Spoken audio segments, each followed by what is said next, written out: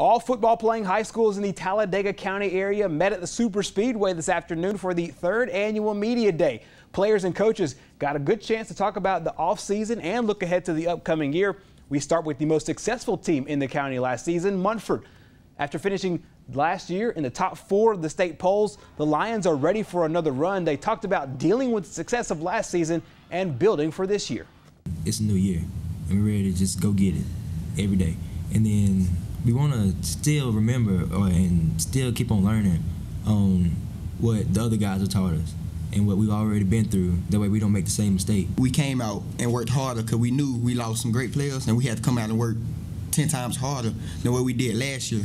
And I just think everybody had that mindset that we got to go get it this year, so that's how we had to look at it. The Lions will play in arguably the hardest region in the state. Munford has been realigned to Region 3, where 5 of the 7 teams made the playoffs last season, and 3 teams, including Munford, won region championships. Making the playoffs is great, but that's not really what we expect. We expect more. So I scheduled tough in order, so not for our season record to be great, but for us to have the best opportunity to go as deep as we could every year in the playoffs.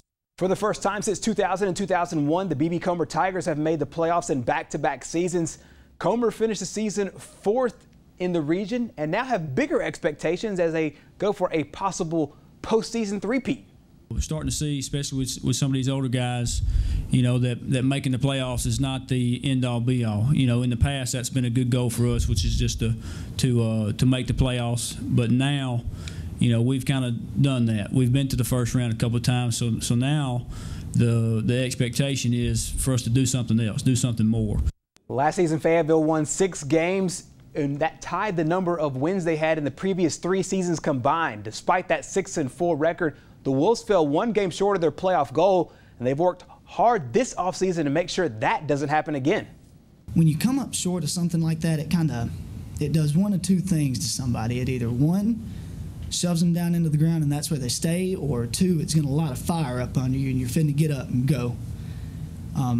For most everybody on our football team, and from what I'm seeing a lot of fires getting lit. And judging by that, I got a feeling this is going to be a better season than last year. The Alabama School for the Deaf also in the house today. They conducted their entire press conference via sign language with an interpreter. The Silent Warriors are looking to bounce back from a 2-6 season, but things are looking up with 17 returning starters over there in Talladega. And finally, Talladega County Central has a new coach, but a familiar face back on campus. Chris Mahan is back after 5 seasons away from the Tiger program. He led the Tigers to the Super 6 back in 2007. He says it'll be a work in progress to get back there, but he's excited about the journey. You got to have those generals on the field, and when you have that aspect of having those guys that you can lean on the field and tell you exactly what's going on, that's big.